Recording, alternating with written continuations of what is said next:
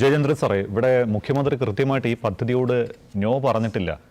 നേരത്തെ നമ്മുടെ ഈ മഞ്ഞക്കുറ്റിയുടെ കാര്യമൊക്കെ സൂചിപ്പിച്ചതുപോലെ വലിയ എതിർപ്പ്, ഒരു പദ്ധതിയെ എതിർക്കാൻ ഒരുപാട് പേരുണ്ടാവുമല്ലോ. അവിടെ കൃത്യമായിട്ടൊരു പഠനം നടത്താതെ പോയാൽ അതിൻ്റെ ഭവിഷ്യത്തുകൾ അനുഭവിക്കേണ്ടി വരുന്നത് ഈ സർക്കാരാണ്. അപ്പോൾ ആ രീതിയിൽ കൂടിയത് നമ്മൾ നോക്കിക്കാണേണ്ടതല്ലേ? നല്ലൊരു പദ്ധതിയാണ്, അതിനെ വരില്ല, മുഖ്യമന്ത്രി ഇത് ഒഴിവാക്കാൻ തീരുമാനിച്ചു എന്നൊക്കെ പറയേണ്ട ആവശ്യമുണ്ടോ എന്നൊരു ചോദ്യം കൂടി വരുന്നുണ്ട്. അല്ല രമേഷ്, ഈ വില കൂടിയ കടലാസിലെ ഇമ്പോർട്ടഡ് ന്യൂസ് പ്രിന്റ് നമ്മളെല്ലാം കാണുകയും അറിയുകയൊക്കെ ചെയ്യുന്നതാണല്ലോ. അതിൽ പഞ്ചസാര എന്ന് എഴുതി നക്കിയാൽ മധുരം കിട്ടുമെങ്കിൽ താങ്കൾ പറഞ്ഞതൊക്കെ ശരിയായി വരും. അല്ലാതെ അങ്ങനെ ശരിയാവുന്നത് ഇത് നമ്മളെന്തെങ്കിലും പുതിയ തീസിസോ ആന്റി തീസിസോ കൊണ്ടൊന്നും അല്ലല്ലോ. ഇത് സംസ്ഥാന മുഖ്യമന്ത്രി ഇങ്ങോട്ട് പറയുകയാണ് ജനങ്ങളോട്. അതും ക്യാബിനറ്റ് മീറ്റിംഗിന് ശേഷം, മന്ത്രിസഭാ യോഗത്തിന് ശേഷം സംസ്ഥാന മുഖ്യമന്ത്രി ജനങ്ങളോട് പറയുകയാണ് ഇവിടെ പ്രശ്നമെന്ന് പറഞ്ഞാൽ ലോജിസ്റ്റിക്സ് ഇതിനകത്ത് വരുന്നില്ല എന്നുള്ളതാണ്. നമ്മുടെ എല്ലാ തർക്കം ജനങ്ങളിൽ ഏതെങ്കിലും വിഭാഗത്തിനോട് അന്വേഷിച്ചിട്ടല്ല, UDFന്റെ യോഗം ചേർന്നിട്ടല്ല, മന്ത്രിസഭാ യോഗം ചേർന്നാണ് പറയുന്നത്. അപ്പൊ അത് 100% വാലിഡിറ്റി ഉണ്ടല്ലോ. അപ്പോഴാണ് പറയുന്നത് ഇത് ഈ ഒരൊറ്റ പ്രശ്നമാണ് അദ്ദേഹത്തിന് തർക്കം. ബാക്കി താങ്കൾ പറഞ്ഞതെല്ലാം ഞാൻ അംഗീകരിക്കുന്നു. പാരിസ്ഥിതികമായ പ്രശ്നങ്ങളൊക്കെ പഠിക്കട്ടെ. പക്ഷെ അതൊക്കെ പഠിക്കുമ്പോഴും ഇപ്പോ അഡ്വക്കേറ്റ് JS അഖിൽ പ്രാക്ടീസിങ് ലോയറാണല്ലോ. അപ്പൊ ആന്റിസിപ്പേറ്ററി ബെയിലിന്റെ കാര്യം അദ്ദേഹത്തിന് നന്നായിട്ട് അറിയാം.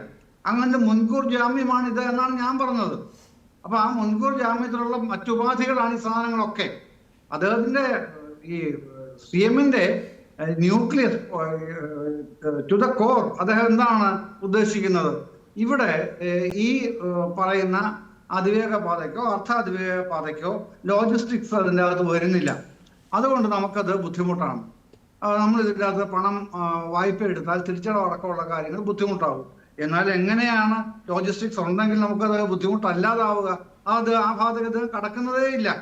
കാര്യം അദ്ദേഹത്തിന് അറിയാം, ഈ ഇത്തരം അതിവേഗ പാതയിലോ അതിവേഗ പാതയിലോ ചരക്ക് നീക്കം സാധ്യമല്ല എന്നുള്ളത് അറിയാത്ത ആളെ അല്ല നമ്മുടെ മുഖ്യമന്ത്രി. അദ്ദേഹം അത് അറിഞ്ഞുകൊണ്ട് തന്നെയാണെന്ന് പറയുന്നത്. അറിഞ്ഞുകൊണ്ട് അദ്ദേഹത്തെ ഒരു ഭരണാധികാരി, നമ്മളെപ്പോലുള്ള സാധാരണക്കാരനല്ലല്ലോ അദ്ദേഹം ഒരു ഭരണാധികാരിയാണ്, നാടിനെ നയിക്കുന്ന ആളാണ്. അദ്ദേഹം പറയുകയാണ് ഇതിൻ്റെ അകത്ത് ചരക്ക് നീക്കം ഇല്ലാത്തത് കൊണ്ട് ഈ പദ്ധതിയെ സംബന്ധിച്ച് നമുക്കൊരു ക്ലിയറൻസ് നൽകാൻ ആവില്ല എന്നാണ് വിദഗ്ധ സമിതി മന്ത്രിസഭയ്ക്ക് നൽകിയ ഇന്നത്തെ റിപ്പോർട്ട് മന്ത്രിസഭ ചർച്ച ചെയ്തിട്ടാണ് അദ്ദേഹം അത് പറയുന്നതെന്നും പറയുന്നു ഇല്ലേ. എന്നിട്ടാണ് 3 വിദഗ്ധരെ ഇത് പഠിക്കാനായിട്ട് അന്വേഷിച്ച് നടക്കുന്നു അല്ലെങ്കിൽ ഏൽപ്പിച്ചു എന്ന് പറയുന്നത്. അപ്പൊ അവരെന്ത് റിപ്പോർട്ടാണ് കൊടുക്കാനുള്ളത്? ഈ പറഞ്ഞത് തന്നെ, മുഖ്യമന്ത്രി പറഞ്ഞത് തന്നെ അവർ ആവർത്തിക്കും എന്നുള്ളതിൽ കവിഞ്ഞ് എന്തെങ്കിലും മാറ്റിയൊരു അഭിപ്രായം പറയുമെന്ന് നമുക്ക് ആർക്കെങ്കിലും വിചാരിക്കാനെങ്കിലും കഴിയുമോ? കഴിയില്ല. അവര് പറയുന്നത് എന്താണ്? ഇതുപോലെ തന്നെ ചരക്ക് നീക്കം ഇതുവഴി അസാധ്യമായ ഒരു കാര്യമാണ്, ആ ഘട്ടത്തിൽ ഇത് പുനരാലോചിക്കേണ്ടതാണ് എന്നുള്ള റിപ്പോർട്ട് കൊടുക്കും. പക്ഷെ വസ്തുത എന്താണ്, യാഥാർത്ഥ്യം എന്താണ്? എന്തുകൊണ്ടാണ് മുൻ ഗവൺമെന്റും ഇപ്പോഴത്തെ ഗവൺമെന്റിന്റെ ആലോചനയിലെങ്കിലും ഈ വിഷയം വന്നത് എന്തുകൊണ്ടാണ്? മറ്റൊന്നും കൊണ്ടല്ല, വിഴിഞ്ഞം പോർട്ട് കൊണ്ടാണ്. ഇമ്പോർട്ടൻസ് അവിടെയാണ്. ഇപ്പോ അതിന്റെ പ്രശ്നം പറഞ്ഞാൽ നമുക്ക് ഒരുപാട് ചർച്ച ചെയ്ത് പോകേണ്ടി വരും. ഞാൻ ചുരുക്കി അങ്ങ് പറഞ്ഞേക്കാം. ഈ മൾട്ടിപർപ്പസ് പോർട്ട് എന്നാണ് വിഴിഞ്ഞം പോർട്ടിന്റെ എഗ്രിമെന്റിലുള്ളത്. ഇപ്പോഴും എടുത്തു നോക്കിയാൽ കാണാം. മുഖ്യമന്ത്രിയുടെ ജൂലൈ 2 ഫേസ്ബുക്ക് പോസ്റ്റിലുള്ളത് അത് ട്രാൻസ്ഷിപ്മെന്റ് ടെർമിനലാണെന്നാണ്. എങ്ങനെയാണ് മൾട്ടിപർപ്പസ് പോർട്ടായിട്ട് ഡിസൈൻ ചെയ്ത വിഴിഞ്ഞം പോർട്ട് പെട്ടെന്ന് ട്രാൻസ്ഷിപ്മെന്റ് ടെർമിനലായി മാറിയത്? മറുപടി പറയേണ്ടത് ആരാണ്? ഏതെങ്കിലും മാധ്യമങ്ങൾ ചോദിച്ചോ? ഞാൻ പങ്കെടുത്ത ചില ചർച്ചകളിൽ ഞാൻ ചോദിച്ചത് കേട്ടോ, പക്ഷെ മറുപടി പറയാൻ ആരുമില്ല. എങ്ങനെയാണിത് ട്രാൻസ്ഷിപ്മെന്റ് ടെർമിനൽ ആയി വരേണ്ടത് സാധനം? എങ്ങനെയാണ് ഈ ട്രാൻസ്ഷിപ്മെന്റ് ടെർമിനൽ മാത്രമായിട്ട് ഒതുങ്ങിപ്പോകുന്നത്? മൾട്ടിപർപ്പസ് പോർട്ടായിട്ട് വിഭാവനം ചെയ്ത എഗ്രിമെന്റ് വെച്ചിട്ടുള്ള വിഴിഞ്ഞം. അതാണ് ഈ വിഴിഞ്ഞം കണ്ടുകൊണ്ടാണ് ഈ മറ്റ് എല്ലാം NH-66 development, outer ring road development ഉണ്ടല്ലോ തിരുവനന്തപുരത്തിന്റെ, ചെറിയ കാര്യമൊന്നുമല്ല അത്.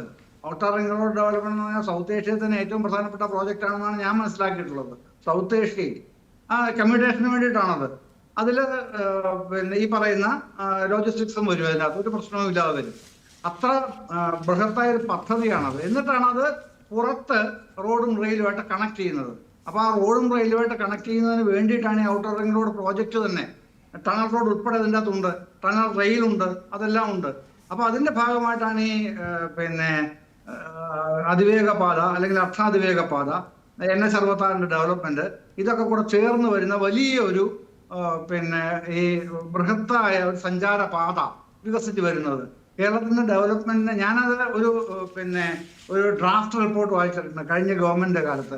അവർ പോലും പരസ്യപ്പെടുത്തിയിട്ടില്ല, രഹസ്യ റിപ്പോർട്ടായിട്ടാണ് ഇരുന്നത്. എനിക്കത് വായിക്കാൻ ഒരു സന്ദർഭത്തിൽ വന്നു. അന്ന് പറയുന്നത് എന്താണെന്ന് അറിയാമോ? ചെറിയ കാര്യമൊന്നുമില്ല പറയുന്നത്. 2031 കേരളത്തിലെ സർക്കാർ ജീവനക്കാർക്കും അധ്യാപകർക്കും ശമ്പളം കൊടുക്കാനുള്ള തുക GST വരുമാനമായി വിഴിഞ്ഞം പോർട്ടിൽ നിന്ന് കേരളത്തിന് ലഭിക്കും എന്നാണ് ആ റിപ്പോർട്ടിന്റെ ഡ്രാഫ്റ്റിൽ കാണിച്ചിരിക്കുന്നത്. ഡീറ്റെയിൽസ് വേറെ ഉണ്ട്, അത് പറയാൻ സമയമില്ലാത്ത ഞാൻ പറയുന്നില്ല. അത് ചെറിയ കാര്യമില്ല, വളരെ ബൃഹത്തായ കാര്യമാണ്. അപ്പൊ ഇതെല്ലാം വരണം. ഈ അതിവേഗ പാതയോ വരണം, NH-66 വരണം, മറ്റേ മുമ്പേ നമ്മളെ റിംഗ് റോഡ് വരണം. ഇതെല്ലാം ഉണ്ട് അതിൻ്റെ അകത്ത്. അതെല്ലാം നമ്മൾ ചേർന്ന് വരുമ്പോഴാണ് കേരളത്തിന്റെ വരുമാനം വൻതോതിൽ വികസിച്ച് വലുതാകുന്നതിനെ സംബന്ധിച്ചുള്ള ഡ്രാഫ്റ്റ് പ്രപ്പോസൽ വരുന്നത്. ഇവിടെയും UDF-ഉം അത് അങ്ങനെ തന്നെയാണ് കണ്ടിരുന്നതെന്നാണ് ഞാൻ മനസ്സിലാക്കുന്നത്. പക്ഷേ ഇപ്പോ ഇങ്ങനെ മലക്കം മറിയുമ്പോൾ ഇതൊരു മലക്കം മറിച്ചിലാണ്. U-turn ഒന്നും പറഞ്ഞാൽ പോരാ, ഇത് പിന്നെ ശരിക്കും ഉൾട്ടയാണ്.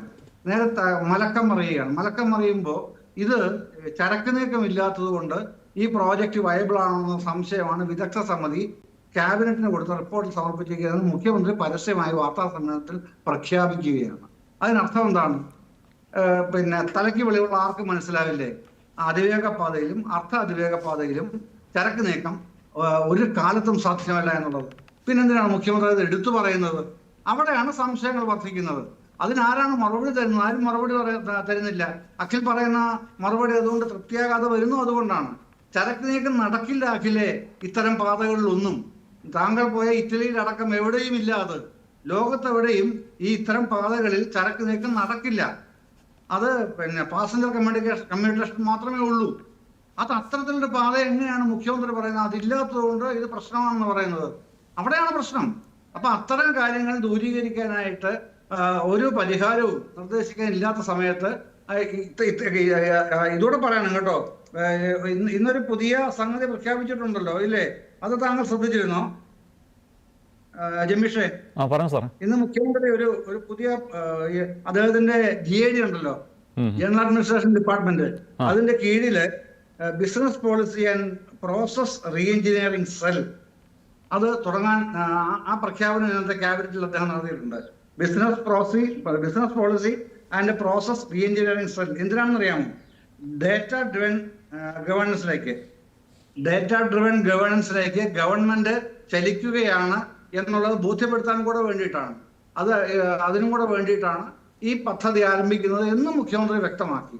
ഇതൊക്കെ എന്താണ് സൂചിപ്പിക്കുന്നത്? ഈ തീരുമാനം ഇത്തരം ഡേറ്റ ഡ്രിവൻ പിന്നെ ഈ ഗവേണൻസിലേക്കൊക്കെ പോകുന്നത് നല്ലതാണ്. പക്ഷെ ഇത് ആരോടാണ് കൂടിയാലോചന? UDF-ൽ കൂടിയാലോചിക്കണമെന്നോ പാർട്ടികളിൽ കൂടിയാലോചിക്കണമെന്നോ ഞാൻ പറയുന്നില്ല. പക്ഷേ സെക്രട്ടേറിയറ്റിലേക്കാണല്ലോ ഈ ഇംപ്ലിമെന്റേഷൻ വരുന്നത്, ഡാറ്റ ഡ്രിവൻ ഗവേണൻസ് വരുന്നത്. അവിടുത്തെ സ്വന്തം സംഘടനയായിട്ടെങ്കിലും ഒന്ന് ആലോചിക്കണ്ടേ? വേണ്ടേ? ഇടതുപക്ഷ സംഘടനയെ അവഗണിച്ചോളൂ. പക്ഷെ സ്വന്തം സംഘടനയുടെ അഭിപ്രായങ്ങളും ചോദിക്കണ്ടേ? ചോദിച്ചിട്ടുണ്ടോ? ഇതടക്കമുള്ള കാര്യങ്ങളിൽ ഇങ്ങനെ പദ്ധതികൾ പ്രഖ്യാപിച്ചിട്ട് ഞാൻ മുമ്പേ സൂചിപ്പിച്ച അതൊന്നൊരു എടുത്തു പറഞ്ഞുകൊണ്ട് അവസാനിപ്പിക്കാം. മറ്റേ ഞാൻ പറഞ്ഞില്ലേ 2.5 ലക്ഷം കോടിയുടെ 4 മെഗാ പ്രോജക്റ്റുകൾ. ഈ 4 മെഗാ പ്രോജക്റ്റുകൾ 2.5 ലക്ഷം കോടി എവിടുന്ന് ഉണ്ടാക്കും? അന്ന് പ്രഖ്യാപിച്ചതിന് ശേഷം ഇന്നേ വരെ അത് സംബന്ധിച്ച് ഒരക്ഷരം മിണ്ടുന്നില്ലല്ലോ. ഇത്തരം വൻകിട പ്രോജക്റ്റുകൾ പ്രഖ്യാപിച്ചാൽ മതി ഒരു മുഖ്യമന്ത്രി, ധനകാര്യമന്ത്രി. അദ്ദേഹത്തിന് അത് എങ്ങനെ നടത്തിക്കൊണ്ടുപോകാമെന്ന് പിന്നെ സംസ്ഥാനത്തോട് പറയാനുള്ള ഉത്തരവാദിത്വം വേറെ ആർക്കാണ് ഉള്ളത്?